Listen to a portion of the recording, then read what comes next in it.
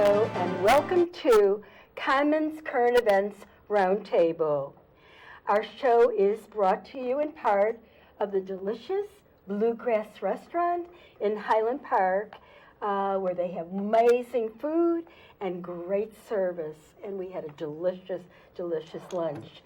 And I want to thank, before we start our show, to our great director, Larry Beyer, who is always a wonderful director to our show, and our wonderful crew today, Ron Levitsky, Irv Walinka, and Julian Martinson.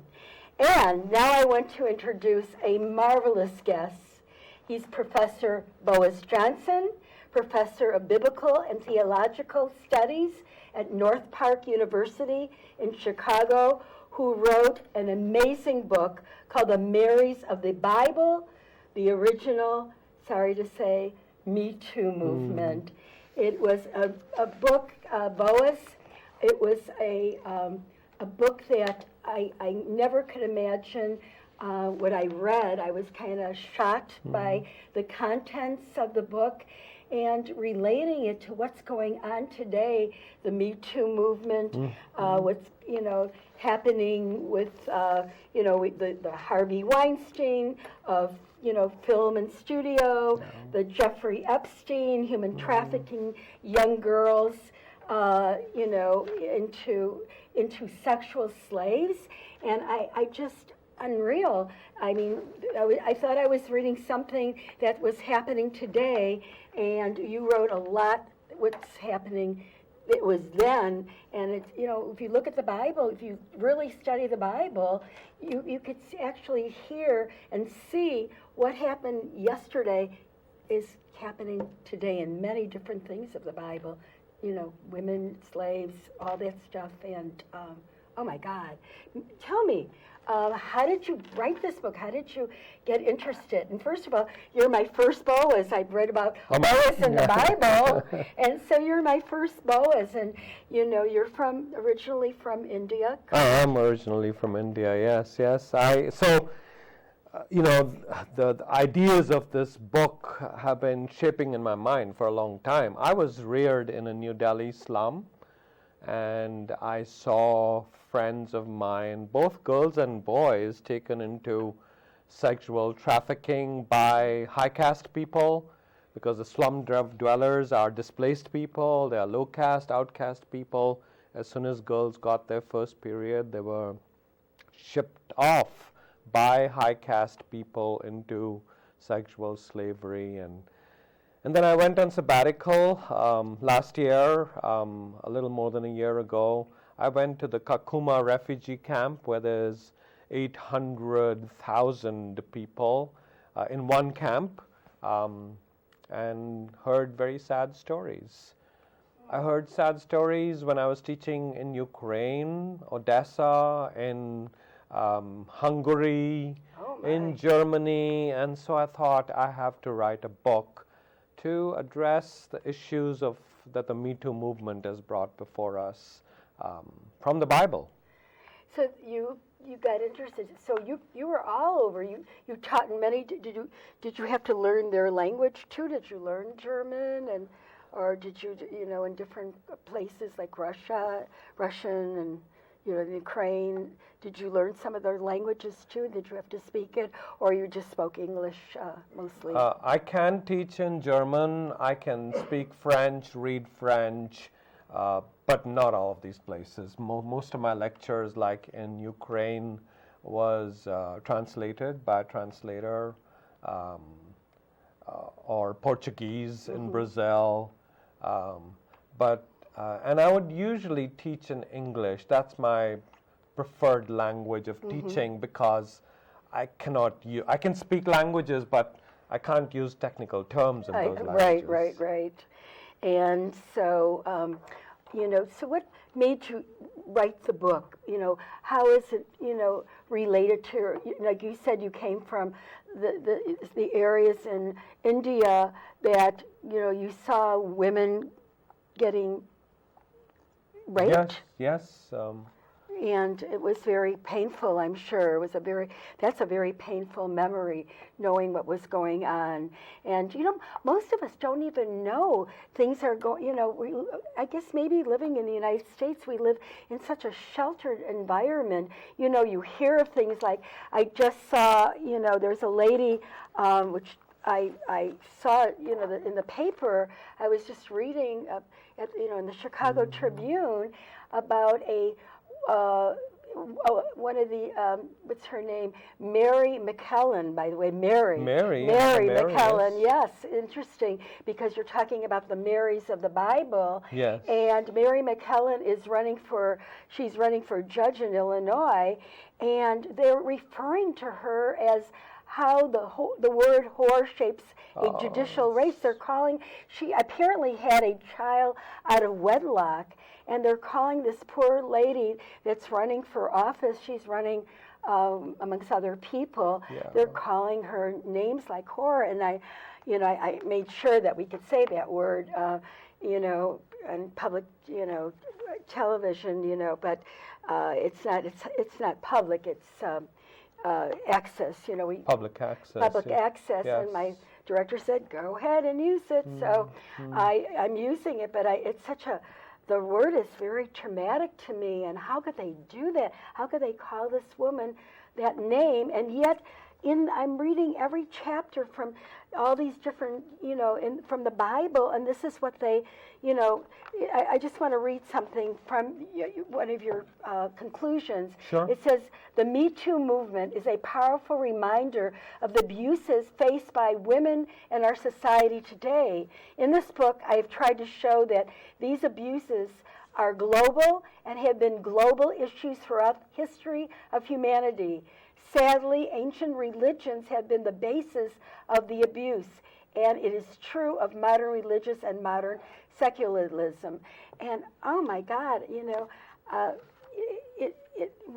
us a little bit about that, and why you refer to as the Marys of the Bible. Well, the word Mary is a very important name. In Hebrew, it means one who has endured bitterness or a lot of suffering, and what I've said in this book, the basic thesis of the book is that is the core issue that both the Hebrew Bible and the New Testament are engaging with, how to bring about healing to women who have endured so much suffering. So I start off with the name of Jesus' mother. It was Miriam. Miriam was the name of girls from the time of the Old Testament. Moses' sister's name was Miriam. Right. Mary, the mother of Jesus, was Miriam. When Jesus was on the cross, his disciples weren't there with him. All the people that were there with him, except for John the Baptist, one of the disciples, all the others were all women, and they were all called Marys. So I said, why is it that all these women are called Marys, and why are they at the cross, and why is it that Moses' sister is called Miriam? And so I started researching ancient religions. I can read Ugaritic and hieroglyphics and those ancient languages. So I read those documents, and every time they mention a woman, they would use negative jargon, like you used here. Do you know that globally, whenever people want to call a person a bad name, they will always use the name of the female animal? Oh my goodness, yes. Dog, female animal. Right. Pig, female animal. Cock and all those. It's always the female animal that's used to use bad terms to describe a person. So that's why the Marys of the Bible, that's how you started. Actually, I found out that my own middle name, which is Maris, is from Mary. Okay, so you're sitting with somebody with the same name. Yeah. Yes. Yeah. And unfortunately, women globally have gone through very horrible experiences, and that's what the Me Too movement brings before us. I teach at a university, and I know that at a university, so many women get raped, and usually it's in the first semester of their university experience. And when you say they get raped, do they get raped by somebody at the school? They get raped by somebody they know usually? Usually it is someone they know, someone they've just befriended, usually a junior or a senior at the university. And it's horrible. It's horrible for a woman to experience that. Unfortunately, abuse of children is a big issue globally, all over the world.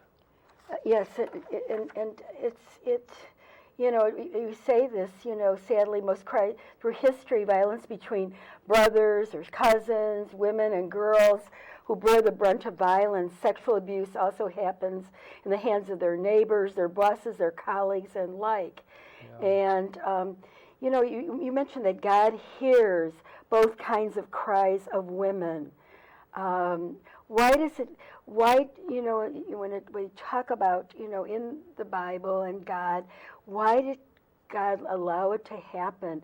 The sufferings, and why did it, I know that you mentioned during the Lord came down Sodom and Gomorrah, this is why it always comes down to history. He sees, he hears, and knows the cries of abused women. And that's something that you wrote.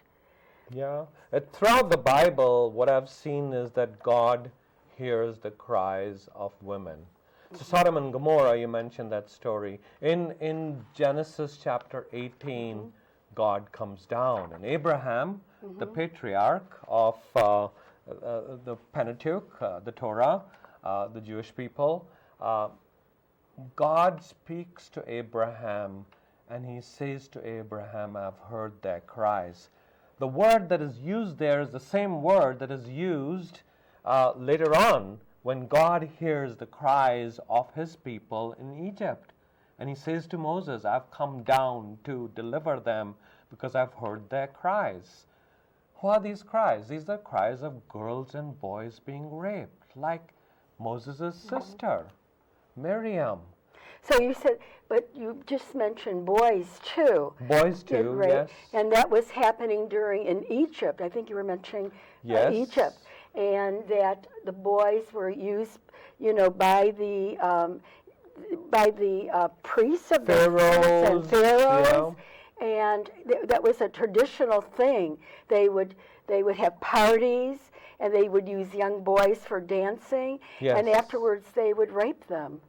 You read about that in Sumerian literature and Egyptian literature, where it was something that had to do with their power. That's how they said they're powerful, because you people who are enslaved, what can you do about it? We have the power to rape your girls and your boys, and you can't do anything about it. So rape is not really for pleasure, it's for power.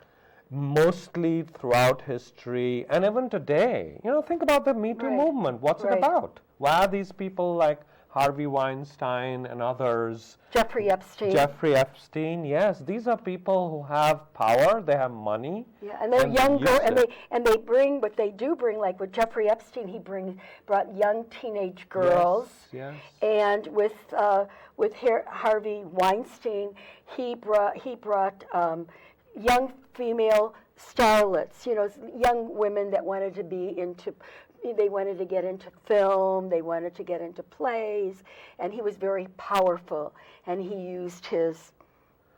That is true, and it's always been like that. He didn't, in fact, they talk about it, he didn't make love to him. He kind of abused him. Yeah. He wasn't gentle with them at all. He was very mean.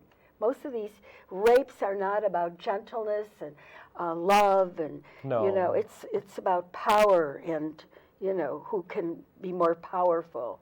Yeah, how can it be? This is not love. This is lust for power, greed for power, and abusing that power. The very first story in the book of Genesis is Genesis chapter 3. And if you ask an average person, the average person will say that, it was Eve who disobeyed God. It wasn't Adam. Because she ate the apple. Yeah, she ate the apple. But they don't read ancient literature. I wish people would. because this has nothing to do with the apple tree. It was, if you read Sumerian religions and Egyptian religions and Indian religions, ancient Indian religions, it always had to do with a fig tree. The fig tree. The fig tree? And the people would be given a drink. The girls would be given a drink from the fig tree, an intoxicating drink. And then people like Pharaoh and the priests would rape them. And usually it was a virgin. Wasn't that, what's his name, Bill Cosby? Before he raped his victims, Yes. his girls, he gave them a drink. He gave them something to intoxicate them. Yes, The yes. same thing. And here was a man that people used to watch his shows and think so highly of him. Yes. And then we find out that he was intoxicating young women. I mean, women that would go up to his apartment, and they probably he could have had these women without doing, being loving and everything, and have girlfriends. He didn't have to, abuse them and intoxicate them. So it had nothing to do. Then you think about it, why didn't he do that? But then again, listening to you, I understand it had nothing to do with loving them and having girlfriends and having a romantic relationship. It had something to do with power. It did. It always has been the case. Romans, the Assyrians, the Persians, they raped women wherever they went and conquered places. They would take girls and rape them because rape was a method of war. And that's what they did during the time of Jesus as I was just wondering why they didn't hide their daughters, knowing, the mothers, and, why did they hide them? There was nowhere to hide them, was it? I mean, what did they do? Because not everybody got raped. How did some of the ones that didn't get, how did they hide them, or what did they do so these women, these young girls didn't get, violated? The poor people in these areas like Nazareth and Bethlehem and all that, they would try. But you have to remember, the Romans were ruthless. They knew how to overpower these people. And in their ruthlessness, they would do horrible things. So was it only the Romans, or because it seemed like other figures, when I was looking in the Bible here, some of the things that you brought up weren't just Romans. They were priests of the churches and the synagogues, weren't they? They weren't just your Romans. Well, so in the book itself, I go right through the Hebrew Bible and I talk about David. Yeah. David was a king, highly regarded by a lot of people. And that is true. He was, when he was a kid, he was a shepherd boy, and he did really good stuff. But when he became king, that went to his head, and he said, I've got to be like the other kings. If other kings have women, why can't I? And so he raped the wife of a foreigner who was a Hittite. He raped her and then got her husband killed. In the Hebrew Bible, it's so powerful because it seems very clear to me as I read the Hebrew that Uriah, the husband of Bathsheba, he looks David in the eye and say, I know what you did. And he went and he got killed because of what David did. Yeah, how come we never learned this? Most of us have gone to Sunday school. Some of the women have gone and had bat mitzvahs, and there's bar mitzvahs, and we studied the Bible, and people, but that has not been brought out. Why is that? Did you, how come, do you know what I'm talking about? Sure. Why has nobody brought that out? And all the people that go to these Sunday schools and even go to church or go to synagogues, and, why hasn't this been brought out? Because we want heroes. We want to tell stories of heroes. But the Bible is so clear, it tells you the truth. And it says, yes, David, you were good when you were younger and when you became a king in the first years. Solomon, another one. Solomon was fine when he was younger. He had wisdom. He did a lot of good stuff. But when he grew up, he had 1,000 wives. Come on, Solomon. But How I can think, you have 1,000 wives? but I read Boaz, which is you're Yes, named after. He did not do that. He was very kind to women, because I remember reading the story about Boaz and Naomi. Yes, yes. And that is another good thing about the Bible. It tells the truth. Here's this guy. He's called Chail. And there is a woman, and her name is Ruth. There's another woman. That's right, Ruth. Yes. I think it was Ruth. Was it Naomi or Ruth that he Naomi is the mother-in-law. Yes. And that's the one he was very fond of, right? Was it Naomi? Well, Ruth. Or was it and Ruth? Orpah is the other young lady. Mm-hmm. In the Hebrew Bible, in English translation, it says that the sons of Elimelech married Moabite women in Ruth chapter 1 and verse 4. The Hebrew word there is nasa, which means he lifted them up. They lifted them up into places of temple prostitution, it is called, and abused them for 10 years. Oh, my God. But Naomi saw all this and mourned with her daughters-in-law. And so Ruth wanted to stick with Naomi. They come back to Bethlehem, the place where Jesus was born, and all the young men are looking at this woman. Boaz looks at the young men and says, "Don't you dare touch her." Yes, she is a foreigner. She speaks in a foreign accent, but don't you dare touch her.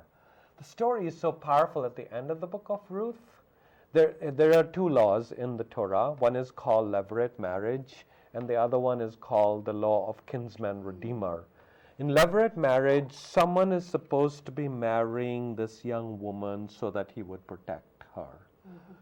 And the law of kinsman redeemer is you're supposed to be buying back the property for the young woman. So if you got married, your husband would protect you against anybody that would come after you. Yes. And so Boaz was a protector.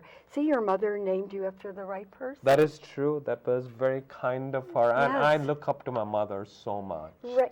You know, there was another part that you wrote, that was written that you wrote about women, which was real interesting. If a wife robs her husband when he's dead, she is to be put to death. The receiver of the property is to be put to death. If a husband is alive, he may punish his wife as he likes.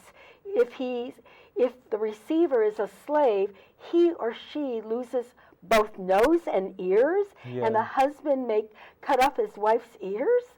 I mean, this is like when a woman squanders her husband's possessions, she destroys his honor, so she must die by drowning.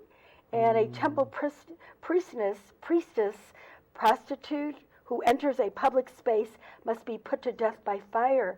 Oh my God, I'm looking at this. I said, what is this? Yeah. I've never heard of this before. Now, this is the Code of Hammurabi. You know, in our high schools and middle schools, kids are taught about the Code of Hammurabi. Like that was the first code of ethics being written. But what is not taught is the Code of Hammurabi is absolutely the worst kind of code of ethics. And what is Hammurabi? Hammurabi was a Babylonian king. Okay. And he came up with this code. His people did, so that women can be denigrated to... And they cut off their ears? They did. And their nose? Yes. Oh my God. And that's why the Bible says, no, the woman is created in the image of God. Then, when God creates the woman, she is called an Ezer Kenegdo. The word Ezer is always used of God in the rest of the Bible. The woman is this down, low being, as is recorded in the Code of Hammurabi. She is like a divine figure that God has created, who walks ahead of man. That's what Genesis chapter 2 and verse 18 says. But another thing is, when women are abused, they are completely destroyed psychologically, mentally, spiritually, and physically. Yes, that's true, and that's what they did in ancient religions. Sumerian religions, Egyptian religions, Syrian religions, and yes, today's society as well. People don't realize what really happens to these women, Yeah. you know, when they're abused at such a young age. And I mean, look at this. It's mentally and physically and it's psychologically, and they're damaged the rest of their lives. They are.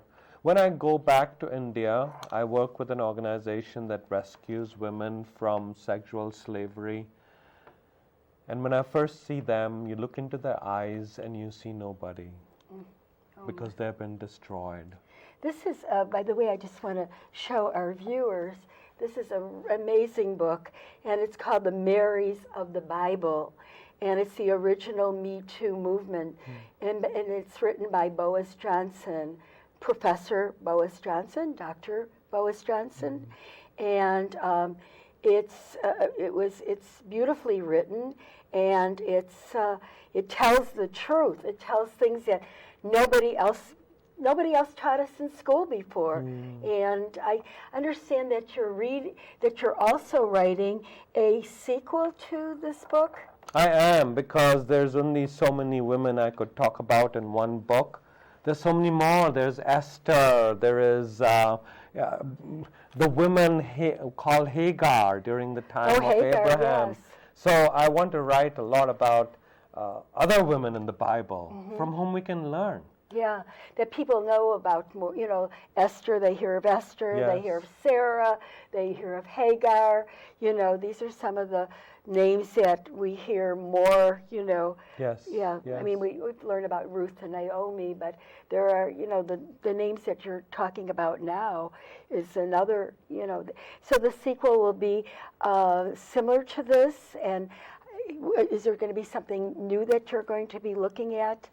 Well, I'm looking at a lot of, one of the projects I'm working on is the poetry of women that have come out of sexual slavery.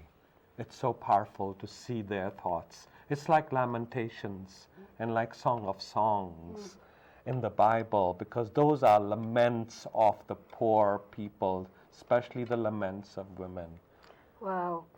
You know, it's really, I'm glad that we were able to connect.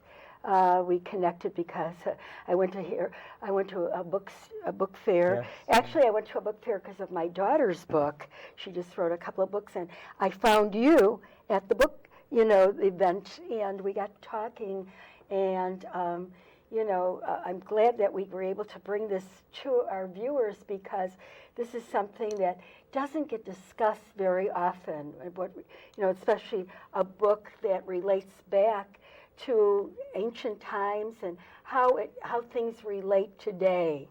You know, and like you said, the Harvey Weinsteins, the you know, the Jeffrey Epsteins. You know, this is so tragic, and this is just two people. There's so many other people that, you know, I could probably list pages of different people. You know, like the Charlie Roses and all these. I mean, oh my, people that you looked up to and you thought that they were wonderful human beings, and then you find out all the damage that they have done, you know, against women. Yes, yeah, and that's a very sad thing when people think they have the power and nothing is going to happen to them. They're invincible. I'm so thankful for the Me Too movement, because the Me Too movement has said, no, you are not invincible. Yeah, women are finally speaking out.